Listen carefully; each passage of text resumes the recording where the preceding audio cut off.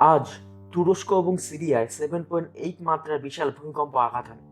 এই ভূমিকম্পে প্রায় 1500 জনেরও বেশি লোক নিহত এবং কয়েক শতাধিক লোক আহত হয়েছে। ভূমিকম্পের কেন্দ্রস্থল সিরিয়ার সীমান্ত থেকে প্রায় 90 কিলোমিটার দূরে গাজিয়ান্টেপ অঞ্চলে। এটি সেই অঞ্চল যেখানে সিরিয়ার গৃহযুদ্ধে লক্ষ লক্ষ শরণার্থী বাস করে। ভূমিকম্পটি কায়রো পর্যন্ত অনুভূত হয়েছে। ভারত সহ অন্যান্য দেশ ছুটে আসছে সাহায্যে।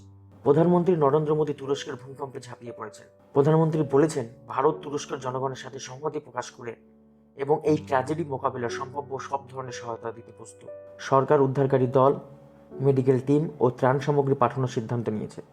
এর আগে 2017 সালে 6.3 মাত্রার ভূমিকম্প পশ্চিম তুরস্কের এজিয়ান উপকূল এবং গ্রিক দ্বীপ লেসবকে আঘাত করেছিল।